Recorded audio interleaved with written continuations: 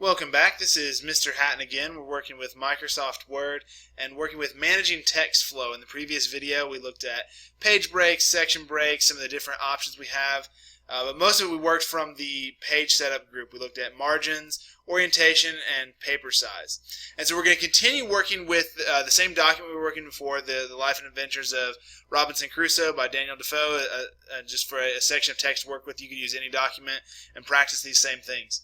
And so what I do want us to look at in this video are line numbering.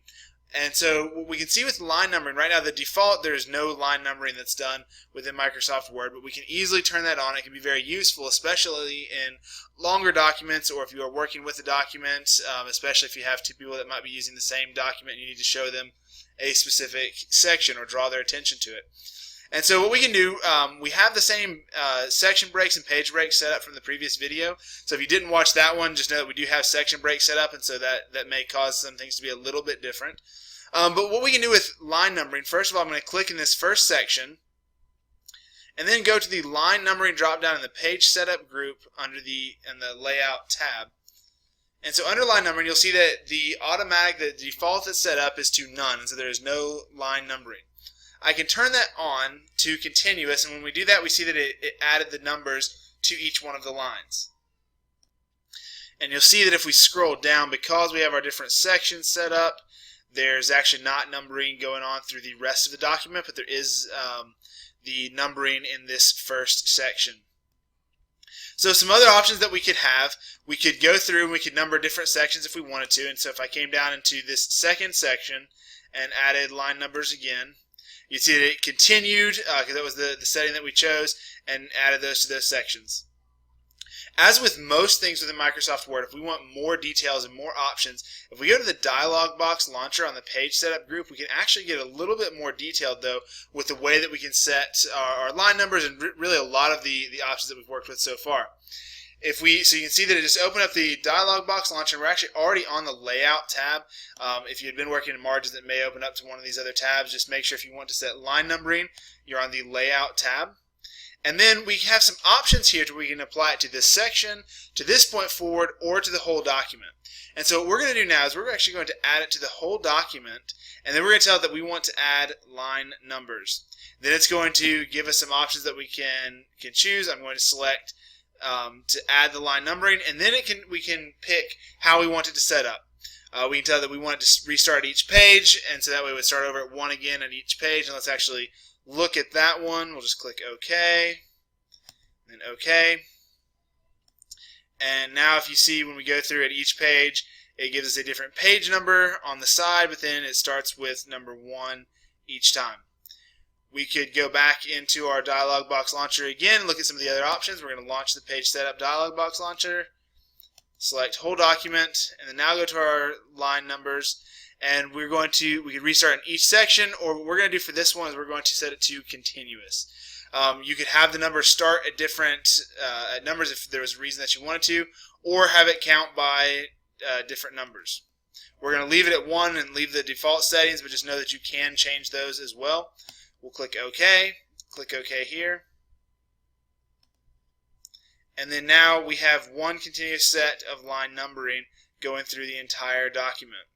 And so that way, if you were editing a document with somebody and you were looking at the same document, you might draw their attention to line 132 or looking at a different section of the document.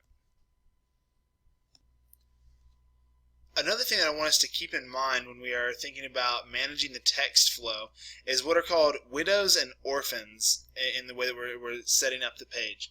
And what these are when you have paragraphs, especially when you're down to 1 or 2 lines, that let's say a paragraph might end and only one line goes on to the next section. Or if you just started typing a paragraph and you get maybe 1 line on 1 page and then the page breaks up to the next section.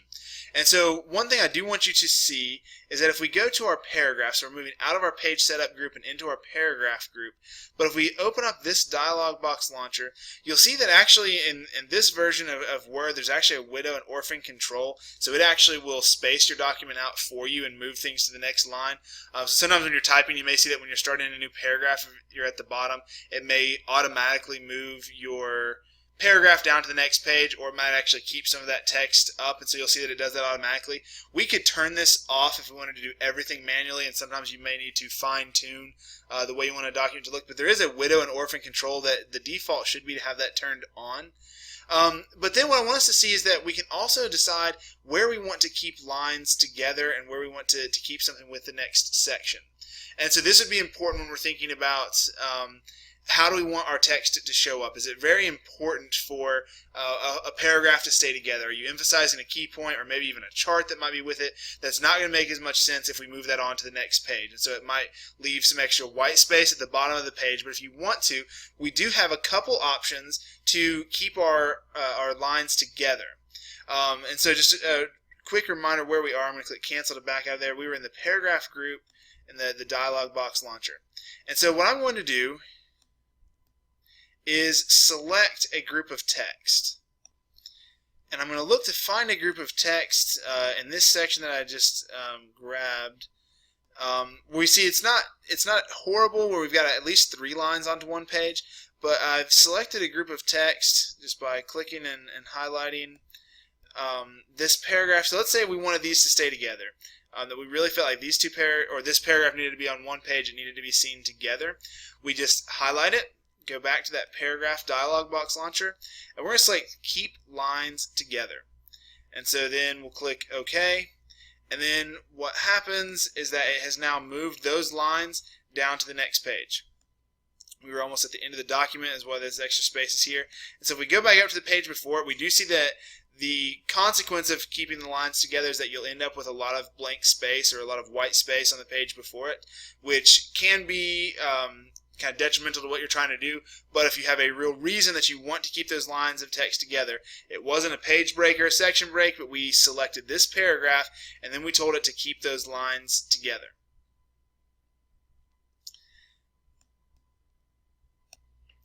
Another text flow issue that we can deal with that can sometimes change the way that the text appears on a page is with hyphenation.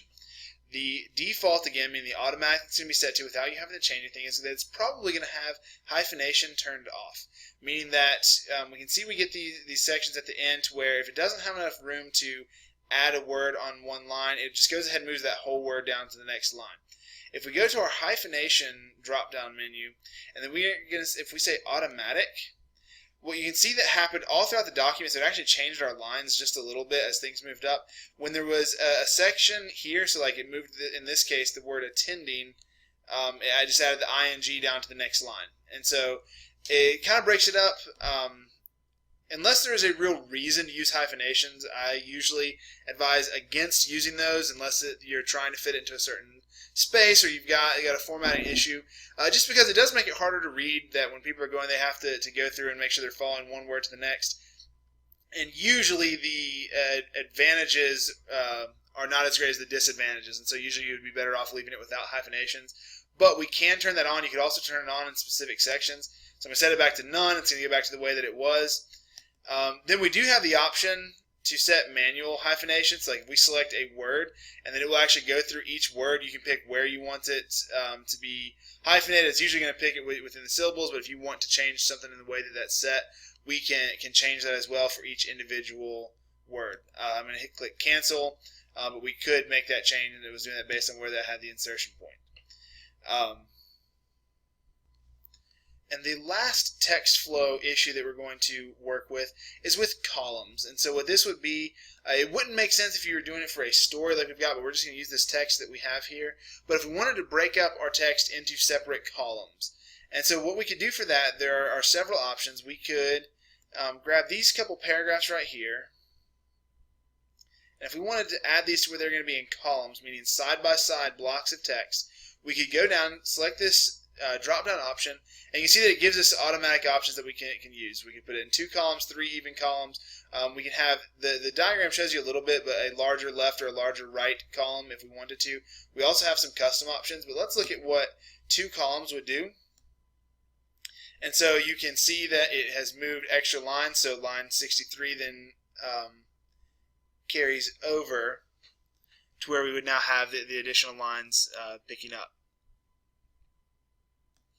excuse me, it goes down to 64 and then picks back up on line 65. So it's got this text side by side. You would read all of this column, then this column, rather than going side to side with it. If we wanted to change that to a set of 3 columns, it does the same things. Using blocks of text like we're using, it doesn't make as much sense with this. Because you would have to be reading down this way and then through each column. But if we had text that made more sense, like if we were comparing a couple things and we had our paragraphs in different columns, that's how we would add that feature.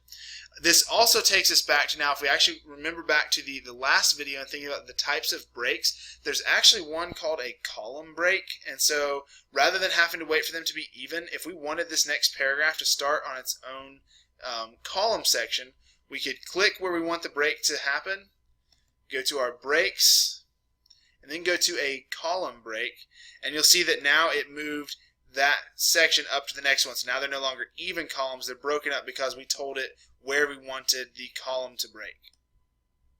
So all of these are just tools that we can use to allow us to work with the way that the text appears on the page and the way that we can make it flow. And usually the design behind this is to guide a reader through whatever type of work you're going through. Like, so if you need sections to be together, if you need things to be different, it's all about guiding the reader, making it easy to see what you're trying to get across with your paper.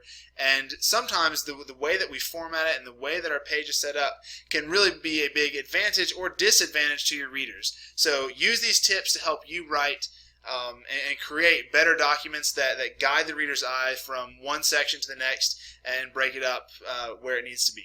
Thanks for watching.